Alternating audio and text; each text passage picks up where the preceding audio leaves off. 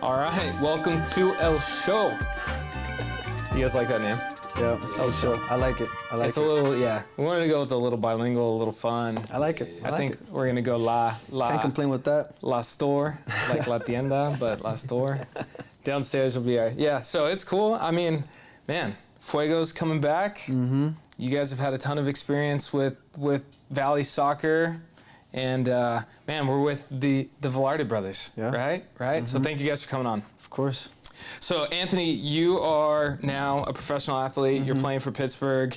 I mean, it's taken a lot to get there, right? Mm-hmm. Like you have a deep connection with Fresno Soccer, with Fuego, and with FC and FPU. Eric, FPU as well. Talk about a little bit about your time with the Fuego. I know before this we were talking a little bit about how you were really fighting to get on the first team, and it wasn't happening. Talk about that experience. What was your experience with Fuego like? It's crazy. I think I know exactly where to start. I mean, I went out my 2016. I had Renato was playing there, Alvaro Nogales was playing there, so I knew them, and I had a couple other players that were there. But I just showed up. I don't know. I was told that you can go and practice if you wanted to. Capi is the one that told me to go out, so I went out, and turned out I wasn't welcome. So I just was there as a practice player. Sacrifice. I mean, I drove there weekly though. Right. I kept going. From Reedley? Yeah, I Reedley? kept going. I mean, it was at Clovis East, so it wasn't that bad of a drive. Right. It was not like driving to Buchanan or something. It was like Clovis. You used to get on the highway. You get on the outside Academy. outside street. Yep, Academy. And you take it all the way down, and then but I was going there like 3 times a week. Wow. But I wasn't training. Mm-hmm. I would you train weren't half training, and half. You're just like watching? More twice out a week, but I was watching. I would go when they needed me. Mm-hmm. Sometimes they needed me and I still didn't go in just because the coach didn't want me to be there around at all. So I started there. But it's those times, those humbling times where I think that's where you really cherish when you finally make it, I guess, in a way. What motivated you to, even though you didn't feel like you were getting the opportunity to kind of keep going? I couldn't tell you. I don't know if it was just to prove them wrong, honestly. Mm-hmm. Like, I know everybody has their own thing and the reasons why they do it. And for me, it's just because I was told I couldn't do it. It was not good enough. And for me, it was just, I wanted to be there. I wanted to be known as I'm the best. I wanted to be that player. And I just had that in my brain. And I just wanted to prove him wrong, pretty much. Not just him, but everybody that did. Because I mean, at that point, I was just a little player that from a small town.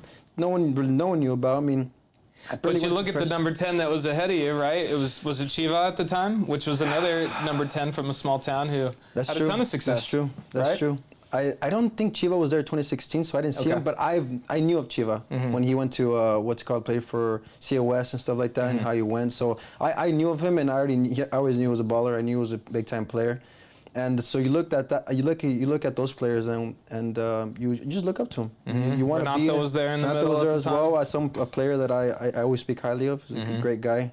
Taught me a lot. And then from there I went into my freshman year, or I think it was my sophomore year. No, went to my sophomore year, and there was just more of a I think that was my biggest learning year. My sophomore year. That's when I transitioned into the midfielder. I played winger. Like I said, I played outside mid, like I was telling you before, since I was 14? Maybe even before then. Before I was even my whole youth, I played through. I started playing with the Odyssey at 14 years old or 13, winger the whole time. Mm-hmm. And then Jaime just, boom, moves me to the midfield.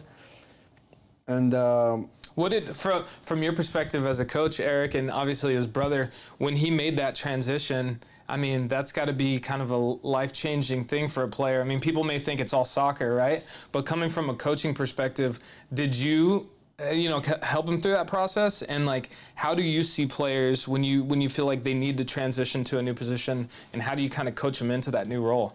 So the thing that I look at, and with we played together, since we could all remember, right? It's our entire lives. And something that I even mentioned to my players this week was, I don't teach you to play number 10, 6, 8, whatever numbers people love using.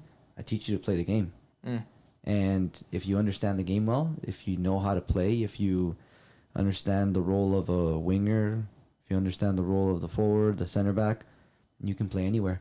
And, because we played so much growing up, I mean, it's the amount of hours spent playing in the apartments that we grew up, you know, to playing in the park, to playing in, you know, 4 games a day when we played in, I still remember it was in Norwalk, playing, my parents would take us to this park. All those experiences matter. And the amount of time you spend doing that matters. So if you understand the game, they'll put you in the midfield. They'll put you out wide. But if you're a good player, you'll figure it out. It'll take time for anybody, as long as you don't ask people to play random roles. Right. But if they know how to play, they know how to play, and they can figure it out. And so that was, you know, they moved him into the midfield, and I remember our high school coach moved him to the midfield his freshman year into center mid. I remember, and he told me, and I was like, "You're crazy," and I was like, bad. You know, we were younger, and then so it was really your first experience in a new role. Was that? Yeah. Well, I mean, for a little bit, he still played out wide. I played one game. Didn't do well at all. Yeah. Went back to striker. It was high school. That's the first time I remember playing any kind of midfield position. So I was always either a striker in high school or outside a winger. Right. And then Jaime asked me if I wanted to play defensive mid, or I went to defensive mid because I would literally play. I still remember the game we played against. I forgot who was in Monterey Bay. It was during spring. We played. You played right next to him. I didn't do too bad. I mean, I still was confused as hell. What I was asking questions. Where am I supposed to be? What am I supposed to do? Like, what are your responsibilities? I mean, obviously, I had somewhat of IQ of soccer that I knew how to move a little bit like that. I always knew how to be in a good space for the ball. Like I always knew how to. And fight. being an attacking player, you probably knew where they wanted to get to. So it probably helped you kind of understand, you know, where we being hit from. So like the stuff like that, like you just pick those things up. You go from what you learn on what these positions, and you try to mold yourself as best you can. I never thought I was gonna be this player. I never thought I was gonna get to this level I'm at. Like I had no idea. I just wanted to be. I knew what I wanted to do. Didn't know I was gonna do it. You know. But I mean, obviously, I always watched them play, and I went from there going to defensive mid to playing the rest of the spring season there, and then going into my sophomore year. Played midfielder again, but it was more like an 8. So like more of like I would attack, but I also would defend as well. And that's what I had Renato in front of me. He was our 10 at the time and I was off and on. I was splitting some minutes with Eli Gallegos. I mean, you played with him too, huh? Split some time with him. I learned a lot there as well. And then I got going into my. That's when I said I had 2 goals and 7 assists those first 2 years. Going into my junior year, I started feeling the discomfort in my now we're going into the Fresno 2017 with Sean Lanigan and Brian Swaska was there. Finally got in. I didn't know I was good enough to go. I just wanted to try out, and they liked me. They liked me, and that's when I started. And and then that's when I played. I got hurt there. My spring season of junior year, I got hurt. I started feeling the discomfort. And it was just bad timing. I got into the team, and then I think I played the last 3 games, forced myself to play. No, summer of Fuego. Summer of Fuego. So I was able to finish my sophomore year. It was going into my fall of junior year that I started getting. And that was 2017, right? 2017. Yeah. I remember you there. It was like they're like the guy with the stripe tattoo on his arm. That guy, he's good. I'm like, okay, great. We're in good shape. Yeah. I mean, I remember Jeremy still after my first game we played against SAC. Honestly, my first year in the Fuego was unbelievable. I had the most unbelievable experiences because I didn't know I was gonna do that well. Like I didn't know I was ready for that level. I really didn't. And there were some players on that team. There were some decent players. We had good players, and I was like, damn. That's when I started realizing, okay, I'm a little better than what I think. Because my confidence went down the hill once my first year. My confidence was not there anymore. I didn't even think I was. After my first year at FPU, after I got smacked in the head, I didn't think I was a player anymore. I thought I was okay. I gotta just work now. Did playing with, you know, such a talented team with the Fuego change how you viewed the game when you went back to FPU for your junior and senior season? Oh yeah. I mean, playing with players that they think a little more, and they're a little smarter. They play quicker. They're just a lot faster paced, so I had to get used to that, and I wasn't adjusted to that. But I mean, obviously, if you are willing to work, you will get adjusted to a level. That's a for sure thing, and I just had to go and put myself on the fire, do things that I'm uncomfortable with, and I just slowly but surely, just like how I was so bad in front of the goal, and then I just forced myself. I knew I was bad. I literally almost put myself every time I was in the 6. I would close my eyes and shoot. Yeah. I swear that's what I did because I was so afraid at one point. I don't even know how I got to there, but I was.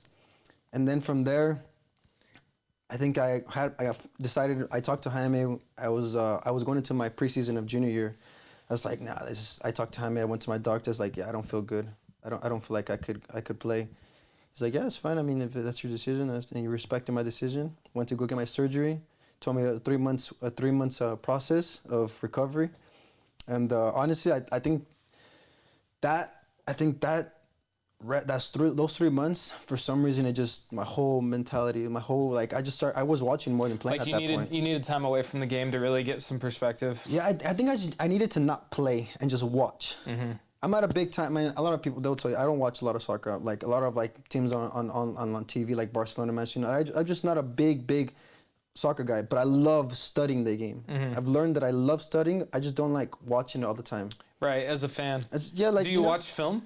I do watch film. I've started watching film. I even watch film with even my pro when I'm playing professional. I'm still there's moments. You watch high school film and stuff like that. I watch some film with. Well, he watches my film and he critiques on what stuff I could work on, and we did that over this past season. And I mean, I think it's probably one of the best things that I've started doing that it's helped me a lot. Yeah, definitely. Well, when you guys are going over film, I mean, what are you guys looking at, and what critiques are you giving of him at the pro level now? Well, yeah. Because I understand now that this is going to be his third year in Pittsburgh, like, it's a different style of game. And so watching him the first year, you know, we're used to a different type of game on this. You know, Hispanic culture is free-flowing, go for it, you know, the attacking players have freedom. And over there, it's different. It's structured. You have freedom, but it's like it's work. And so, you know, like, we played this all our lives, so we know and we have an idea of, okay, I had to learn what his coaches want, so I could tell him the right stuff and not tell him something completely opposite of what the coach was wanting. Right. And so watching enough games of his games and rewatching them after the game was going, so that you could give him an idea. Okay, you know, if he wants you to do this, right? Well, you know, when we came back, we started. Oh, you know, you always play this, and then you make this run every single time. I noticed it, whether you know it or not. So just check your shoulder, or position your body better, because these guys are coming 1,000 miles an hour. So you're being able to see some of his tendencies that maybe other coaches and players are able to pick up on. And so details. It's like, hey, every time the ball's here, you're doing this exact same thing. They're going to be able to defend you better. So you can kind of dive into that a little bit more, right? Yeah. No, I think the main thing is once you start going, obviously, when you get to a higher level, when you obviously get to the pro level, it's details. It's like, I've learned that it's all detail, like your body positioning. Are you checking your shoulder? How good is your touch? Like, is your touch leading to where you're trying to go? It's just the small things that separate everybody. Because at that point, everybody can control the ball. Everybody can give a good pass. And everybody can do the stuff that needs to be done with the ball. Yeah, straight skill doesn't win anymore. Next is here. That's what I had to learn. I had to just get smarter. I had to understand the game. I had to really, really dive into the details of what kind of player I am and what's gonna really make me a difference maker on the field. And for me, I learned that it was details, and that's why I started pushing. And they started telling me, if you see anything wrong, always tell me. If I don't turn my body in one play, bring it up. If I don't do this, bring it up. If I don't do this, always tell me, because I felt like I wasn't being told that stuff my first year. I was learning how to defend. I was learning how to be an animal to defend. Now it's become a norm. Something is just in my brain now. But back then, I was all an attacker. I mean, I went from my junior year, senior year, I just attacked most of the time. I defended when I had to defend, but I wasn't defending like I'm defending now. Yeah, and at FPU, you guys played a 4-3-3 basically, 4-3-3. right? I always played a 4-3-3. So then going back to even my junior year, I had, like, we were talking about the surgeries and stuff like that. I had to mentally get stronger, because I knew I had to just mentally get smarter. I knew I was going through a little. I went through like some sort of depression, some sort like that, because I wasn't. I mean, my whole life I've played all the time, and then this is the first time, one of my biggest injuries. I've never had an injury like this. Did you ever figure out what caused your injury or why it was happening? Was it the way you were running, your gait? The doctor said I already had a big, what's the femur? Like a bone spur or something? Yeah, so he said it was too big for my socket. And then that I was already tight as it is. So what happened is I have my labrum here, right? That protective little labrum that you have here. So when that does happen, it protects it, so there's no pain. Right. But for me, is that I just kept doing it, and I literally destroyed my whole ligament. They had to remove my whole ligament. I don't have a labrum on my left in my left leg. So what did they replace it or? No, how? I just removed it, shaved my bone down, and boom, closed it up. You're good. And I mean, have you changed your training strategy or like what you do to kind of know that that's something that's there now, or is it just regular now? Honestly, my doctor said that you might come back different. Like you might. Honestly, that scared me. Like literally scared the life out of me. Because I mean. How did you come back differently? I didn't. You didn't? Yeah. I didn't. Honestly, I felt like I got better. I swear to God. When you're not playing with pain, right? I tell everybody, but no, the thing is, that year, I don't know what happened. I just watched soccer for 3 months straight. I would go to their training, the FP, because I was registered, so I would just go watch. I had my book. I would be reading the soccer book. I'd go watch, and I think I did a lot of reflecting that year, those 3 months. And I don't really do a lot of reflecting. You can ask my brother. I don't really but I reflected, and it just, something clicked in my brain. Something clicked. Yeah. I came back my junior year. I came back that spring. Played in that spring. Then went into my actual redshirt junior year, thinking, let's see how it goes. I mean, I felt like I was better. Yeah. You made the transition from a winger into a midfielder, and all of a sudden you have back-to-back seasons with double-digit assists. You break the record in the Pac West. You have at that time, I don't know if it's been broken since, but the all-time leading assist for the Pac West, consensus All-American. Yeah. I mean, all that happens post-surgery, post-changing position. Well, that's pretty impressive. 2 surgeries, actually. Well, my first year was when I did the 10 goals, 13 assists. I think I got my junior year. Literally right after then, boom, at the end of the season, like my last game, I started feeling something very similar, and I'm like, oh, shit. I just my last 2-3 games, I was like, I know I'm gonna get surgery, so I just went through. I completely just destroyed it again. I already knew I was gonna get surgery, so I ended up doing well. I mean, I did a lot better than what I was expecting. I mean, going in, I scored 1 goal, 7 assists my sophomore year, to then just scoring 10 goals and 13 assists. But to people that they think it's a flash, like, oh, nothing happened, I just started getting good. But no, they don't realize literally all the work that I had to do from when I was to that point to when I started playing soccer when I was 9 years old, it's literally compounding. Yeah. I believe. I think it all compounded eventually. Yeah, just builds on top of each other. And from there, the game became easier. I just saw it in a different way, saw it in a more mature way. And that's when I had to do my surgery. Boom. It's like, dang, I took it a lot better. Boom, I got the surgery. Came back because I already knew what was going on, so I did my recovery so much faster than my first one because I was scared of my left one. You don't want to come back too fast. My right one, the trainer I had, I saw him.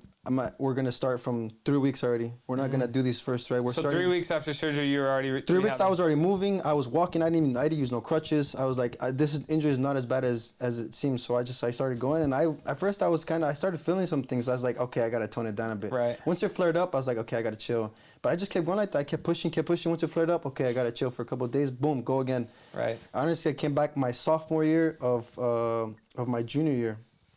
Came back and played. Honestly, it felt like nothing happened. I felt obviously a little stuff. Yeah, here and there, and then, boom, senior comes. And we had a pretty decent squad. We had Bruno Brumati, you probably know Bruno. Yep. We had Felipe. Oh, I actually didn't play. That was Felipe. his ACL year. So that was my ACL year. So we would have even had a better team. All right. Yeah. And we had Eric Sanchez. He played for Fuego as well. A couple years, I think 1 or 2 years. We had Joao Haracio. Obviously, I love him as a player. He's a big time player too. And we had a couple other guys that can play. We had one of them, Jose Vargas from Reedley as well. I thought he played at high school with us. We had a decent squad. So I had a feeling we were going to do pretty well. And I mean, it started off just boom, scoring 6 goals on the team. Boom, boom, just goals started coming in, assists, and we were just. I was having the best time of my life at that point, obviously. But the thing is, everybody sees all that. But the thing is, no one sees literally all the blood, sweat, and tears that you've done for 10 plus years. Right. Right. It's not a year thing. And not only that, you were playing for the Fuego in the off season, or that year was Fresno FC under 23s, right? Mm-hmm. So talk about that experience in the transition from being on the team in 17 with the Fuego, playing at the tail end of the season, right? And that was under. That was under Brian? That was under Brian's watch. U23? No. Oh, Fuego, yeah. Brian. Yeah. And then switching over and playing for Donnery in that year of... I mean, talk about the kind of differences there. I mean, I remember a lot of conversation happening about... the team just felt a lot different than when it went, from Fuego to the under-23 team? Yeah, I mean, pretty much the whole Fresno Fuego took all the, I would say, the fan base, the culture it had. There was, in my opinion, there was just no culture in the U23. I think there was obviously the players that were it was at a different place. It was at Fresno State. It's just a whole new different thing. Yeah, it was cool. We were playing PDL still, and we had some decent players. We started off well, and I still at that point I think I was not to where I ended up being my senior year. I still think was still not that great in front of goal. I was still had my final passing wasn't the greatest. I was better, but I still was missing the things that would take me to the next level.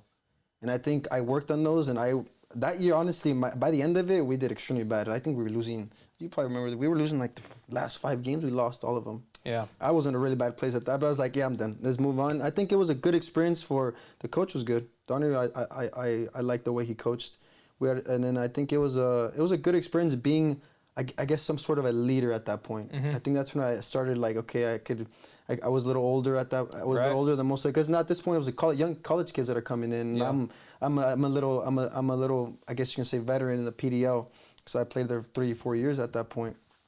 And so that's when I started realizing, okay, I know I need to work on some stuff, and I know I need to. So I just really worked, and then the rest of that time, I just tried to really work on that craft, just those detailed stuff that I need to, which is finishing, final passing, all that stuff.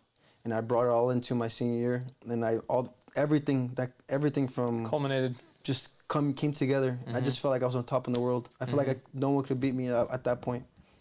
And as a brother who's played before, your younger brother played for Fresno Pacific, seeing his progress. What was it like being the older brother, the mentor, the coach, all of those things, for a family member?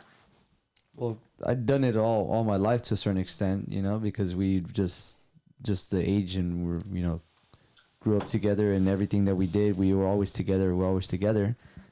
Playing on the same teams.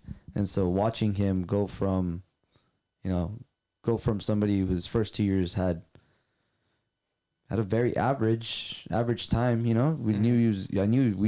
anybody watched him knew he could play, but really had a very average time of it, to go, and he said he wanted to score goals. I've watched him try and score all our lives. I was like, dude, you can't shoot, man.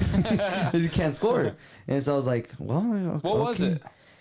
I think it was a mental block. Was it? Yeah, it was a mental block, because it was almost, he wanted it so bad that it just would never happen. Like the tension hits, the right? Tension, yeah. In high school, I mean, he could have scored easily almost 50 goals, but he missed, I don't know how many.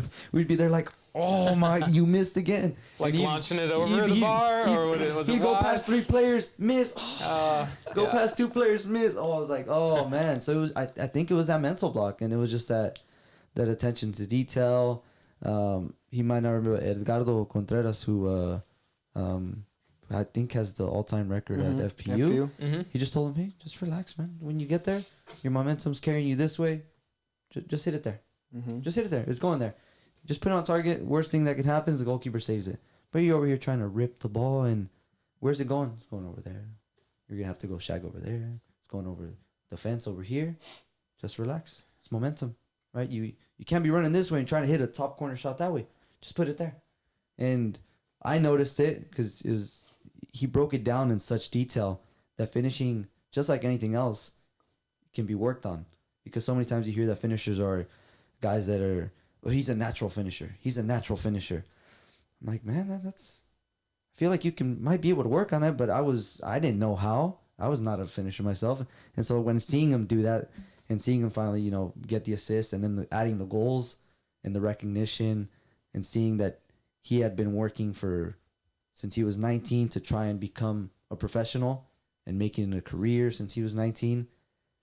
After that injury, and seeing the difference between, playing soccer for fun and this is what I'm going to do. Yeah, and that leads into a lot of the discussion about being a professional athlete. And you made an interesting comment that I want to hear back on, is like, you work with high school age kids. A lot of kids grow up and they dream of being a professional athlete. And as a coach and a mentor and a teacher, you want to try to help elevate them, what are some things that you you teach them or you show them having a family member who is a professional athlete? Well, I think a huge part was that he was there with me for a while coaching, and so they saw that. They've still seen that. 2 weeks ago, we're practicing, and he's there with their younger brother who's in the middle of season, and they're working. And I see the kids, they're looking over, the freshmen. They're like, who's that guy? These guys are working really hard. And I just see them. They're looking over because these freshmen, they still don't know. Sophomores, they don't really know me that well. They don't really know who he is. And then the other guy here, the other guy's telling, that's his brother. Oh, he's doing this, he's doing that. Oh, he's a professional. And so the biggest thing is the example. And yeah, they ask, because I do have, you'll have those one player every 4 years who's exceptional, and they'll ask, they'll tell me they want to be pros, or they ask, what it takes to get there. And I mentioned that, right? It's a career. They make it a career that it's something that I know I never did as a player. The idea everyone says, work super hard, work hard. But what does that really mean? Right? What does that really mean? Is it working hard for 90 minutes? Is it working hard for practice? And then, let's go to Carl's Jr., let's have a burger. Hey, let's go, for people that live in our town, hey, let's go to 7-Eleven at 2 a.m. Because apparently that's a thing. Right? And stuff like that it's like, the smallest of details, everything adds up. Everything adds up. The years of work, the playing with family, playing 4 games in a day in Norwalk Excelsior High School, playing in this field, and my parents running around playing that field, and, playing 2 games of Sunday League over here and then over there, and then you got your club game over here. It's like all these experiences that add up, everything, because it all culminates. All the it's not so much age that gives the experience, it's the time that you put into it. And so that was the thing that I was actually telling them today. We're looking at film, and because we have almost no time to prepare, I said, look, we played yesterday and then we played Thursday. We're not doing anything today. You're going to be dead if I do anything. So how much time are you actually working on your craft? Right? Watching, learning, and actually trying to better yourself on your own time. Because if you're just trying to get better when you're with me, it's not enough. It's not enough, guys. And I'm not just talking about it's not enough to become a pro. It's not enough to just if you want to have a good experience here, Yeah, you have to be committed to it. You have to be committed to it, and you want to enjoy it. Fun isn't kicking a ball around and just messing around with your friends. Not for me. Maybe because my dad always taught us, to compete, and it's the brothers, and we compete for everything. Quite literally everything. That when we have those experiences of trying to figure out, like, yeah, this can be fun. This can be fun by competing, by enjoying, by getting on each other, by when you win, putting a little word in his ear and say, all right, come at me again, let's go. Yeah. Let's make it fun. Enjoying the whole process. Yeah, and it's not fun just because you win. It's fun because everything about it. Yeah, you enjoy it. Everything. You enjoy the moment that you have, and all that stuff culminates. And so they ask me. And so I tell them, I was like, if you want, the secret is make it a career if you want. If you don't, hey man, then let's just enjoy this by working. And if you're done after your senior year and that's your last game, then we had an amazing time. Yeah, enjoy it. We had an amazing time. Because there's a lot of kids out there who, aren't going to play collegiate, and they aren't going to play professional. And that high school experience is a really kind of special thing for a lot of people, especially in small towns. There's a lot of pride. There's a lot of success actually in Reedley, and it's sports is just an incredible thing, But so going into all of those experiences at the high school level, at the pro level, at the PDL level, now you face this opportunity where it's like, all right, I'm ready to be a pro. What's that like? Well, honestly, my first 2 weeks there it was a whole new Hey, how did you get recruited? How did you gain an agent? Like, how did you become a pro athlete? So I got this. After my senior, I got the number 1 assist throughout all of D2. So I was number 1 in assists for I think to all D2 schools in the entire nation, right? Nation, yes. So I think the assistant coach of Pittsburgh, which his name is Dan Visser, he sent my coach an email, and he just shoots emails to he said I asked him once, he sends them because that's how you get people to come in, and they were just offers, and I'm like, and Jaime asked me if he wanted to go, I'm like, yeah, I mean, I'll go. But basically go on trial. Go on trial. It was a trial. I think it landed in December 16th or 17th. It was literally the week before Christmas was that next week. And it was expensive. I mean, I didn't have the money to pay for that. I was in senior. I had a baby at the time. Like, there was no way I was going to be able to play. I mean, be able to pay to go over there. Luckily, I had this this very, very close family that I've been working with one of their daughters, and I was very fortunate that they gave me the opportunity to pay for that and send me over there. And that was the first time I've ever left. What was it? I would say California. I don't think I mean, other than maybe something in the club level, but as an adult by myself, on my own, went to Pittsburgh. I landed there like at 4 o'clock in the middle of downtown, cold as hell. Downtown. I still remember my first night there. I got to my apartment. I had to order this Uber. I went to go eat dinner the night before the tryout. I don't even know where I was at. I just got an Uber. I went to this. I always eat spaghetti before a big game or something like that. I always get some carbs. Went to go to some spaghetti shop. Literally, I don't know. It was decent. It was a decent little spaghetti spot. But come out, I remember looking up. I just see the city, bunch of like just the big downtown, the businesses, all that stuff was just feels the like a bridges. The what's it called, river was flowing there. And it's like, what am I doing here? It's like, oh, what am I doing? Kind of felt surreal. It felt like, in a way, like, what am I actually doing here? Like, am I just wasting my time? You know? And go back to the Uber, go back home, and I just did what I usually do. I'm like, I talked to myself. I had to talk to myself. I was just in my head the whole time. It's like, this isn't every day. It's the same game. You're in a whole new place, but you've played this game. You've beaten people. You've beaten teams playing the same game. Nothing changes at this point. And I went into it, and I go, and I just go in. I kill the whole tryout. Like, I scored, I think, 4 goals, and the whole time, I remember this one play. It was after this is the last play that sealed the deal. I go and this player comes behind me. I see my teammate there. I do this little flick behind him. It was like a 1-2, but I flicked it. I spun around. He gave me 1-2 back. My next touch took me inside the 18, and I just finished with my out to the foot to the left bottom corner and went in. That's the last play. Took me off. And then had the meeting with the coach. He said he wanted to sign me. Right. What'd that feel like? I mean, it was honestly, it hit me literally out of nowhere. I remember still calling Jaime. I'm like, Jaime, they want to sign me. I don't know what to do. I'm like, what do I do from here? I have no experience. I had no agent. I had nothing. I literally went in just see what happens. Right? I didn't know I was gonna get signed. I didn't know anything, right? I thought I was gonna come back and just start a job or something. And luckily, I did graduate with my degree, so I had that as backup. But yeah, I still remember everything. It's like it was yesterday. I remember all this like it was yesterday. And then I talked to Jaime, like I said, and they were very, very good to me. They took me back to my airport. They gave me a ride there.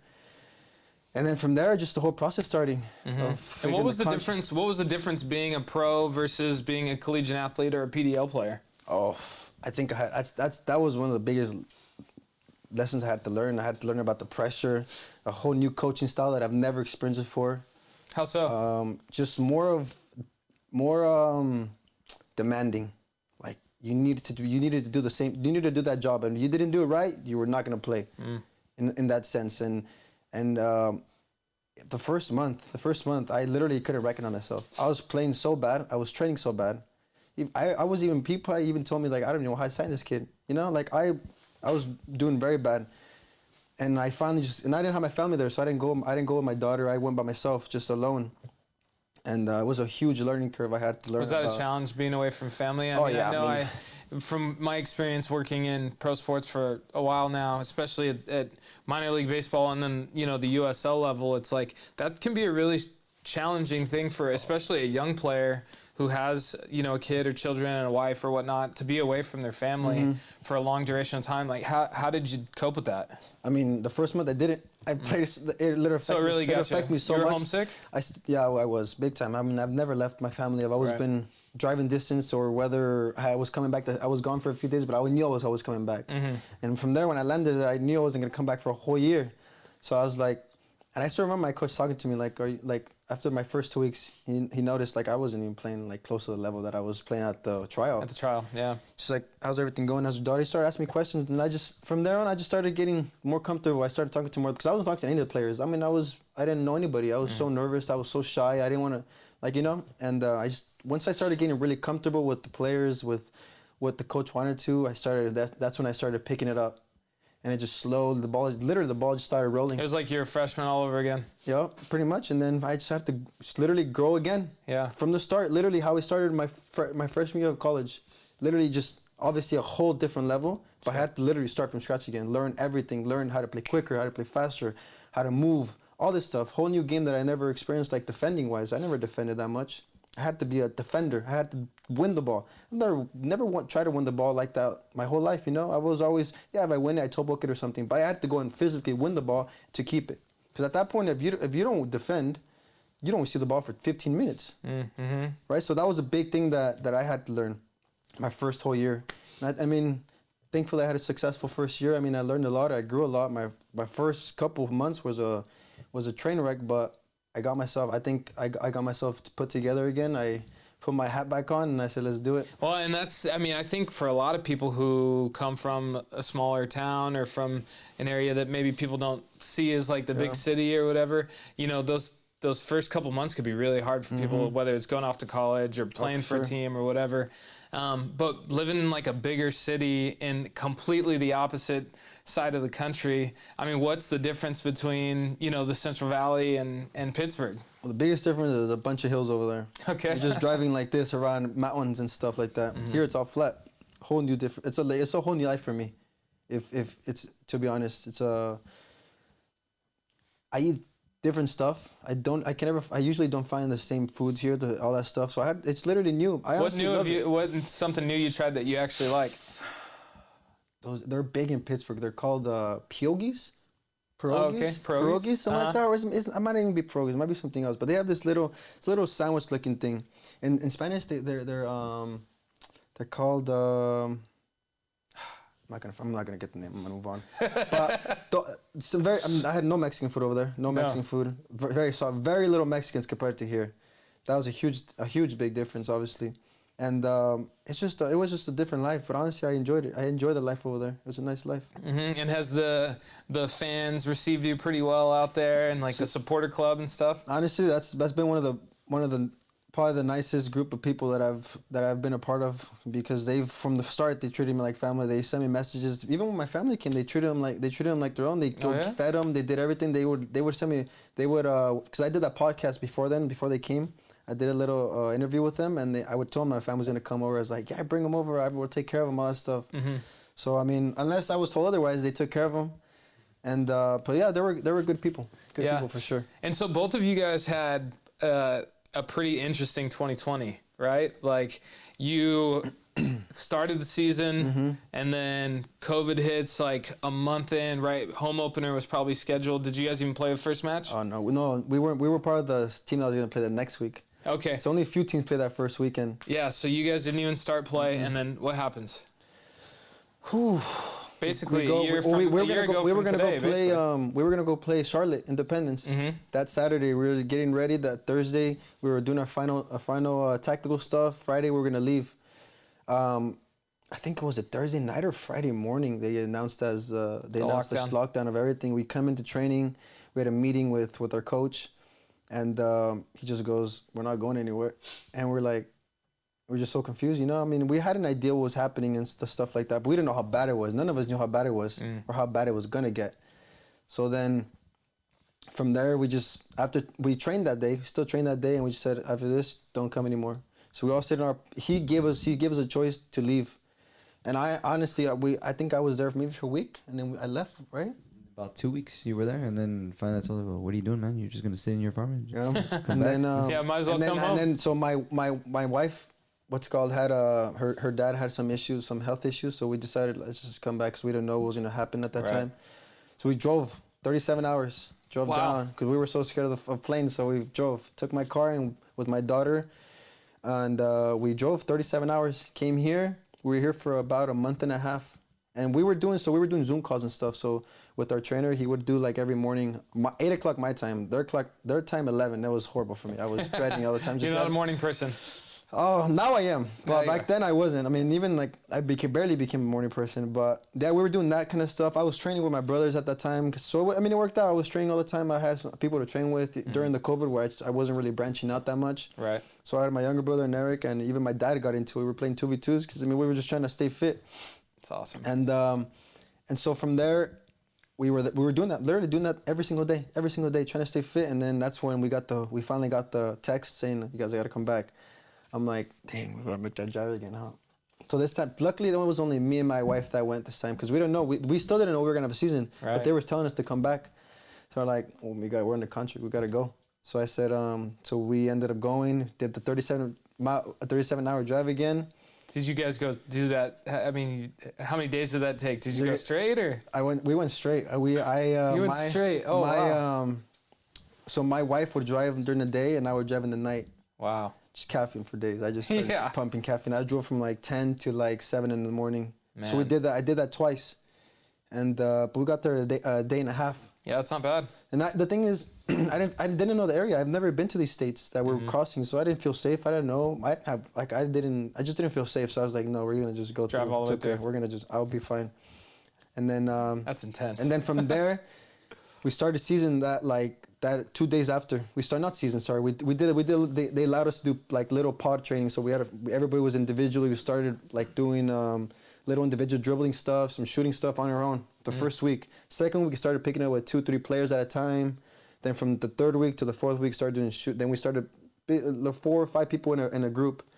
And then from there, we got the green light and they gave us our games and boom, we just started going like crazy. It was games after games. Sometimes we would play Saturday, Tuesday, Saturday. And then again that next weekend, and then again Saturday, Wednesday, Saturday. Then bye week, and then again, boom, boom. What was games after games? The schedule's crazy. I mean, but it's impressive to me when I look, from the business side of things. It's crazy challenging for teams to make that work. But, you see the UFC, you saw the USL, the NBA. Like these were leagues that were pushing through all the challenges that were happening. I mean, what did it kind of feel like to be on the forefront of the people that were pushing, kind of pushing this forward? I mean, for sure, it was a lot of questions. It's a bunch of questions like, are we actually going to do this? Like, for us, became more of a team. Were you scared at all? It wasn't more about, I was just more scared for my family than me. I think I was just like, I'm not trying to just, like, we have no plan. Like, we weren't sure the players didn't really know what was happening. I felt like we were just getting pushed and then we'll see. But we started talking and like, do we really want to do this? And we said, yeah, they're going to do it. And so we ended up just following through. And, but it was just so weird because you just don't know. At that time, coronavirus was still a very dangerous thing that people were dying from. So at that time, all of us were super scared. It's not the time. It's not like we're at now. So like, but we got tested. If we played if we played just once that week, we only got tested once that Monday. But if we played a team twice, we had to get tested the game before, and then that next day we'd have to come in and get tested and then go back home again. But we would have to do it twice, and we were doing that for about 3 months? Yeah, because it was a college season. It was like a college season. We did that 3.5 months. But TV ratings for USL shot through the roof of any of the previous seasons, obviously, because everyone's at home. No one's got anything to do. There's not many other sports going on. So, I mean, USL had a pretty big platform, and you guys got to be seen nationwide by a lot of people. It was crazy. Our first game was on ESPN Deportes. It was against Louisville. The first time they were doing and pretty much showing everybody their stadium. It was the first game that they ever Lynn played. Family Stadium, incredible. I think, and they still allowed like half of it. So I think 5,000 people were still there. Oh wow. So it was like you're playing. I felt like a USL game. Like it was our first game. I was like, oh damn. Then I started that game. I scored a goal that game. It was honestly one of the best moments of my life that time right now. As of now, it was unbelievable because I didn't know. That's an MLS level stadium. That too, and I just didn't know I was ready to start yet, and I didn't know if I was gonna be ready. I was nervous and stuff like that, and then played well. I scored a goal, and it was a crazy experience. And you made it through it. Did you get COVID? I never got COVID. You never got COVID. Did anybody on the team get COVID? Nope, not until the season was done. We got lucky. No one got Really? COVID. Nobody. Yeah, So you guys never had to miss any games never or had a anything scare, like nothing that? like that. So we were pretty good. We never lost a player because of it. Mm-hmm. Until after everybody started going everywhere and everybody went home and stuff like that. But yeah, it was a lot of games in a short amount of time. Yeah. So now you're in the middle of the off season. The off season's basically over. You're heading back. We're kind of sure of the dates that are going to happen this year for USL. I mean, what's this year looking like with Pittsburgh? Well, I mean, I think I stayed there an extra 2 months because of my daughter. She started school there, so I stayed there until the end of November, I believe, maybe beginning of December, and I came back. But by that time, we already knew we already had meetings and talks with our coaches. We knew that we were going to start the regular start date. So we knew that it was going to get pushed back another a month and a half or 2 months maybe when we had to report back. So I left earlier than I expected. We had to leave our apartment. They didn't want to deal with the apartment still and all that stuff. So I said, and Kennedy, my daughter wasn't in school at the time. So I was like, let's just go home. Probably better if things do get worse, we're at least we're family and we're with people that we care about and people take care of us if something happens. So we ended up coming back, but I mean, it flew by. Off season flew by again. I mean, it's tough when you don't see your family that long. You just want to be with them. You're training all the time. You have stuff going. I have stuff going on here and there. Sure. So I had a really good time. I had a good time this year, but I think I'm ready. I'm ready. I think I'm at a place where I've had 2 years now of experience. I know. Do you have so leading into your third season? Are you setting numbers goals for you? I mean, what are things that you want to accomplish as a pro in your third season? You're becoming a veteran. Yeah, now. I think. I'm going I want to play most games now. I think numbers come. I think for me, I've always said, I mean, I have numbers that I want to hit and stuff that I want to do. But for me, I think it's now I want to just start consistently. I think this is my goal now for this next season, to start consistently, be consistent throughout the season, and not have this kind of season like I did my freshman year, my freshman rookie season. And from there, and I think that's been the mindset of I've been working, I've been training, and now I'm just relaxing. Now I'm enjoying my time, enjoying the last few days I have with my family, and just knowing that I want to for sure get more than at least 10 goals, 10 assists, somewhere around there. Yeah, I think I have. I think my last 2 years have showed those glimpses, and I think and you've made progress. And that's the thing, and I've made progress. So this year it's gonna be hopefully something prove nice. It year. Hopefully, that's the goal. That's the goal. And Eric, for you, I mean, 2020 was nuts. Obviously, being a teacher, being a high school coach, being involved with youth and youth sports. I mean, how have you been able to survive through this as a coach and stay connected to your players? And now that you guys are coming back, it's like, what's the goals that you guys have for this year and moving forward? It's Reedley High School Pirates? Yeah, Reedley. It's been tough this entire time. I mean, it's been fortunate that I got to spend a lot of time with my kids. They're really young. So that year I realized how much time I was spending away from home, coaching, spending time with other people's kids, which I love, but realizing that I have kids at home, and then making use of the time that I have with my players now, with these kids that spend so much time off, and now I have the opportunity to work with them, and under all these regulations and rules and everything that comes with it, it's still so much fun. It's still one of those experiences that I know that they're trying to make the best out of it, right? Just win, lose, all that kind of stuff kind of you starts going down the totem pole of importance, because you realize all this stuff is having the kids together, having them enjoy this experience is extremely important. Maybe this comes because now I have kids and I realize my role as a coach is different than, I just got to win. When I was like 20, 21 years old, now I'm 27, I realized, well, maybe that's not as important as I used to think it was. And that's a huge point that you make, because I think a lot of people forget about that part. And it's like, I haven't been blessed with children just yet. I really look forward to it. But it's like, I'm sure once you become a parent and you realize you're dealing with other people's children, like that's their everything. Mm-hmm. You know what I mean? And that jewel, that prize is in your hands to take care of and mentor and develop. I mean, how has being a parent changed you as a coach? It's changed everything. I think, I think some of the things when we won it a few years ago, I was like, it's one of those moments when you're like, and you see this in movies, I made it, we won. And then you realize you never make it. It's always about the process of becoming better and better. And I've been coaching for 10 years almost. I felt like I've just learned to coach since after the birth of my son, after we won the title. Because then I started thinking about all the things that I didn't do as a coach, that all the things that I've learned from other people, Profe Jaime in particular, that have nothing to do with soccer and everything to do with life. And that's why they have everything to do with soccer, if that makes sense. It's the idea that, focusing so much on you have to work hard and you have to play like this and you have to do this and you have to do this. It doesn't matter if you don't not able to connect with the kids that you work with, if you're not able to really make them see that you care. Which, not saying that I didn't do that before, but I wasn't intentional about it. It was I want to win a Valley title.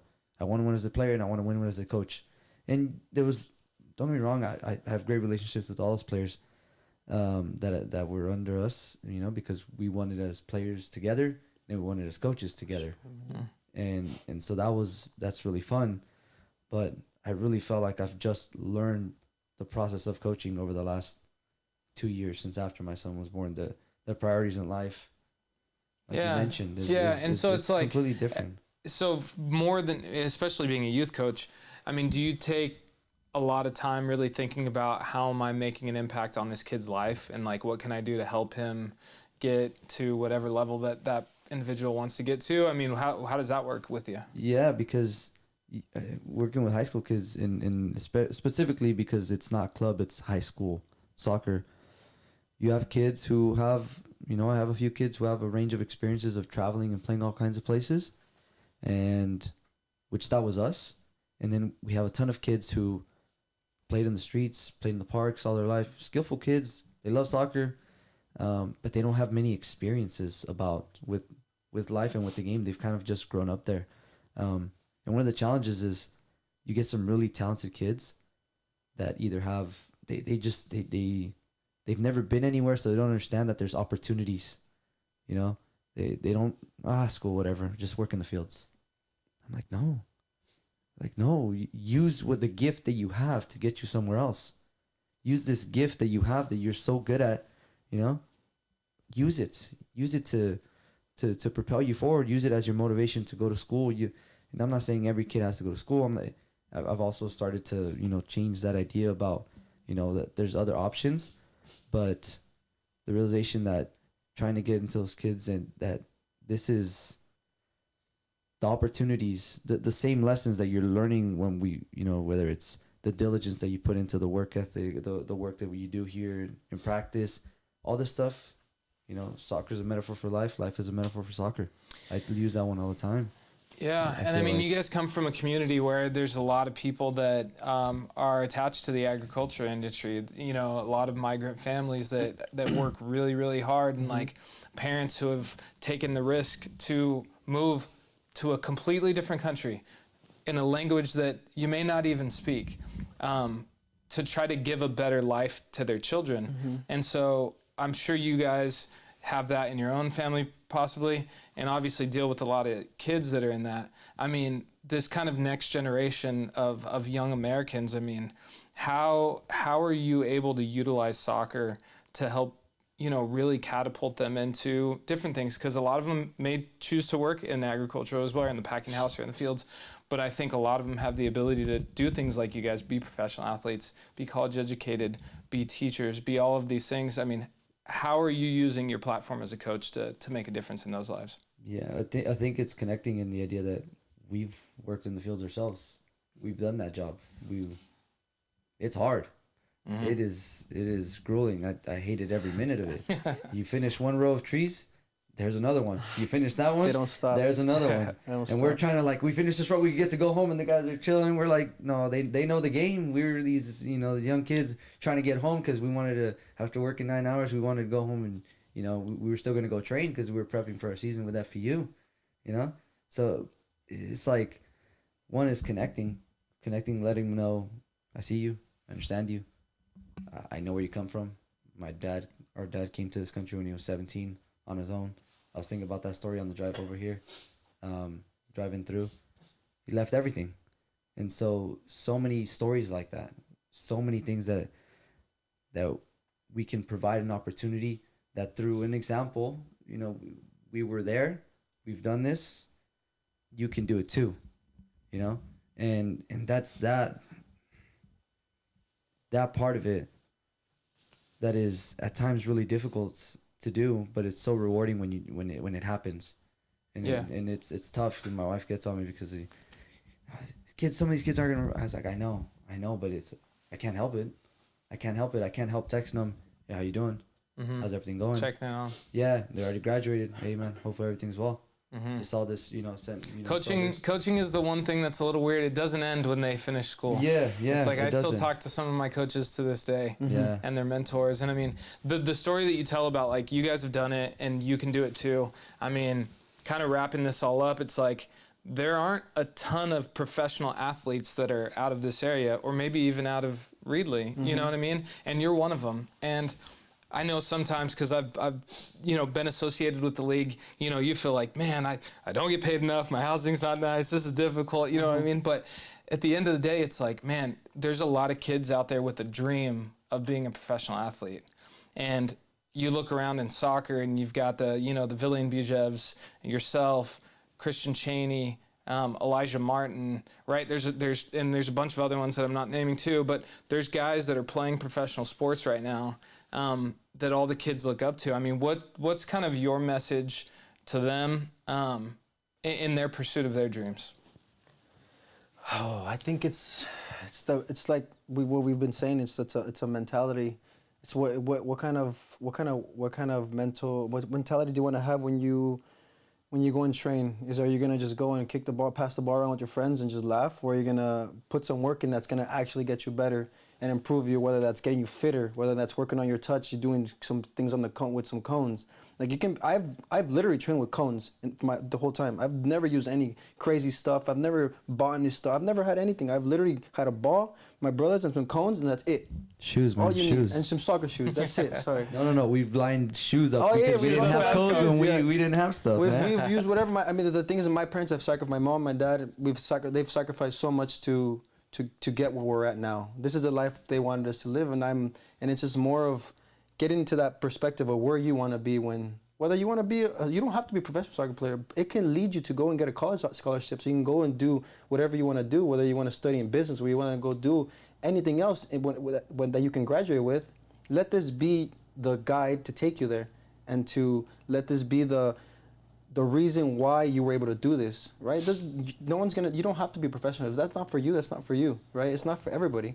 But at least if you're good at something, put some work in, and you can go and start a life for you, and you can make a family. You can whole new thing. It can be a whole new life than what you would have done if you just stayed back in your town and just let time go, right? It's a whole different life. It's a whole mentality thing. That's what I'm saying.